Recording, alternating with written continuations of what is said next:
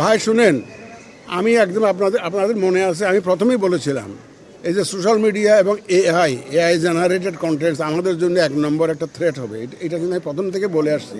এটার জন্য আমরা অনেক প্রস্তুতি নিয়েছি, তারপরেও এটা মোকাবেলা করে শেষ করা যাচ্ছে না।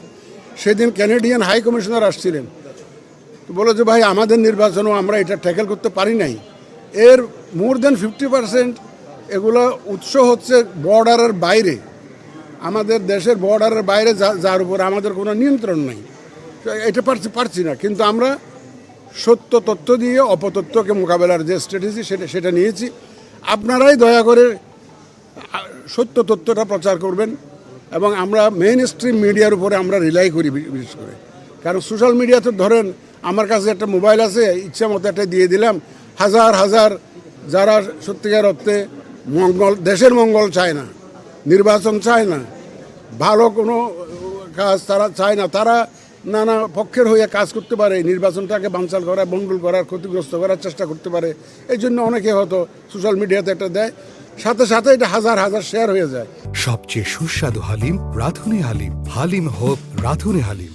আমাদের আবেদন হচ্ছে আপনারা এই শেয়ারগুলো যখন করার আগে একটা সত্য মিথ্যা যাচাই করবেন, দয়া করে যাচাই করে তারপর আপনারা শেয়ার করবেন, এর আগে শেয়ার করবেন না। এটা কিন্তু প্রভাব, আমার মনে হয় মানুষ এতদিনে বুঝে গেছে যে এখানে আমাদের একটা সুষ্ঠু নির্বাচন ছাড়া আমাদের আর অন্য কোনো উদ্দেশ্য নাই, আমাদের কোনো পাতানো নির্বাচনের উদ্দেশ্য নাই। মানুষ বুঝে গেছে এটা তো মানুষের টার্ন আউট দেখলে বোঝা যায়, ভোটের কেন্দ্রে কেন্দ্রে মানুষের সমাগম দেখলে বোঝা যায়। মহিলারা যেভাবে এগিয়ে আসছেন আমি অত্যন্ত আনন্দিত। আমি গ্রামে বিভিন্ন সেন্টার দেখেছি টেলিভিশনে, মহিলারা অত্যন্ত লাইনে সকাল থেকে ভোরবেলা থেকে পঞ্চগড়ে ভোরবেলার কুয়াশার মধ্যে মহিলারা লাইন দিয়েছে পঞ্চগড়ে। আমাদের ইয়াঙ্গার জেনারেশন, আমাদের যে মহিলা ভোটার্স, এটা আমাদের শক্তিতে রূপান্তরিত হবে ইনশাল্লাহ আজকের এই ভোটে।